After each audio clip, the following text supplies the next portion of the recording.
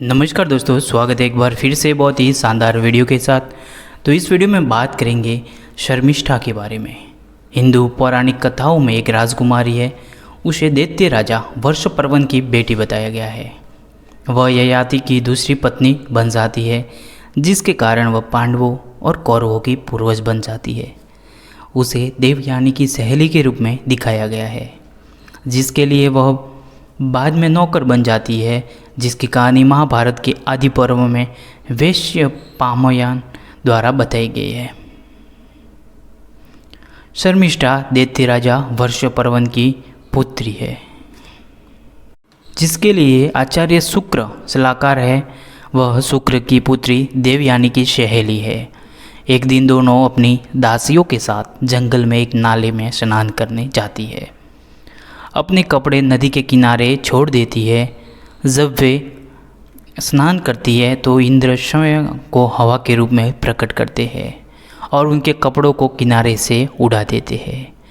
अपने कपड़े वापस पाने की जल्दी में दोनों महिलाओं ने एक दूसरे के कपड़े पहन लिए। दोनों के बीच झगड़ा हो गया और एक दूसरे के पिता के बारे में अपमान का आदान प्रदान होता है। आगामी झगड़े में शर्मिष्ठा और उसकी दासियाँ देवयानी को एक कुएं में फेंक देती है। उसे मरा हुआ समझकर छोड़ देती है। देवयानी को चंद्रवंश के राजा ययाति द्वारा बचाया जाता है। जंगल में शर्मिष्ठा की हत्या के प्रयास से देवयानी अभी क्रोधित है। बदला लेने पर आमदा है। वह अपने पिता से कहती है कि जब तक शर्मिष्ठा जीवन भर उसकी दासी बनकर सेवा नहीं करेगी, तब तक वह राजधानी में वापस नहीं जाएगी। शुक्राचार्य भी अपनी सबसे प्यारी बेटी के साथ रहने के लिए राजधानी छोड़ देते हैं।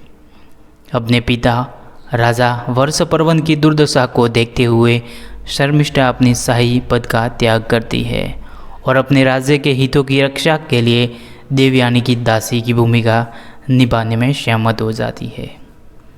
देवयानी अपने पिता के साथ राजधानी वापस आती है।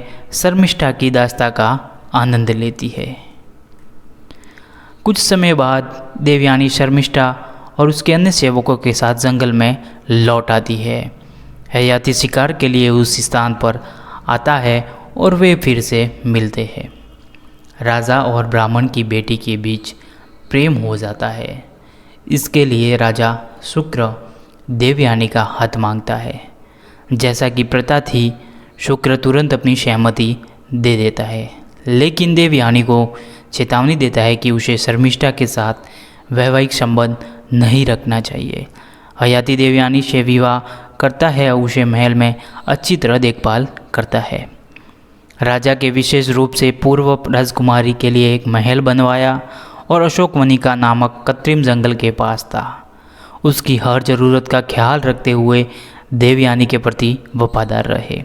देवयानी अपने पहले बच्चे को जन्म देने के बाद शर्मिष्ठा अशोकवनिका में राजा से मिलती है और उसके साथ संबंध बनाने का प्रस्ताव रखती है, जबकि ययाति स्वीकार करता है कि उसे राजकुमारी सुंदर लगती है। वह मना कर देता है, यह कहते हुए कि उसने शुक्र से उसके साथ नहीं सोने का वादा किया था। शर्मिष्ठा उसे अपने साथ सोने के लिए मनाने का प्रयास करती है।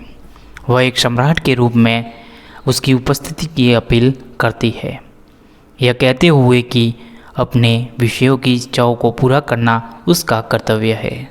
साथ ही तर्क देती है कि देवयानी की दासी के रूप में उसकी कोई पहचान नहीं है। देवयानी उसकी थी, इसलिए वह भी उसकी थी। हे राजा, अपनी सहेलियों के पति को अपना पति ही मानना चाहिए। अपनी सहेली का विवाह भी अपनी सहेली के विवाह के समान ही होता है। मेरी सहेली ने आपको अपने पति के रूप में चुना है, इसलिए आप मेरे पति का भी सम्मान करें। ये महाभारत के संभव पर्व खंड के आया हुआ है। राजकुमारी से सहमति होकर ययाति उसके साथ सोता है और समय के साथ वह 3 पुत्रों को जन्म देती है, द्रुहु, अनुद्रुहु और पुरु। एक बार ययाति और देवयानी एक बगीचे में शर्मिष्ठा के बच्चों से मिलते हैं। बच्चे अपनी माँ की पहचान बताते हैं। क्रोधित होकर देवयानी असुरों के राज्य में चली जाती है। अपने पिता को ययाति के प्रेम संबंध के बारे में बताती है। शुक्र ययाति को अपनी युवावस्था में बुढ़ापे की दुर्बलताओं को झेलने का श्राप देता है। जब राजा उनसे श्राप मुक्त होने की विनती करता है तो शुक्र नरम पड़ जाता है और कहता है कि अगर उसका कोई बेटा उसकी जगह श्राप भोगने के लिए तैयार हो जाए तो राजा को अपनी युवावस्था देने के लिए श्राप हटाया जा सकता है। राजा की संतानों में केवल पुरु ही एक श्राप का बोझ उठाना स्वीकार करता है, इसलिए उसे हयाती का उत्तराधिकारी घोषित किया जाता है। 1000 साल तक अपनी कामुक युवावस्था का आनंद लेने के बाद हयाती पुरु के श्राप से वापस पा लेता है और पुरु को राजा के रूप में शासन दे दिया है। पुरु चंद्रवंश की पौरव नामक केडिक सागा के पूर्वज बने, जिनके उत्तराधिकारियों ने अनंत कुरुवंश को जन्म दिया, जो पांडवों और कौरवों का राजवंश था।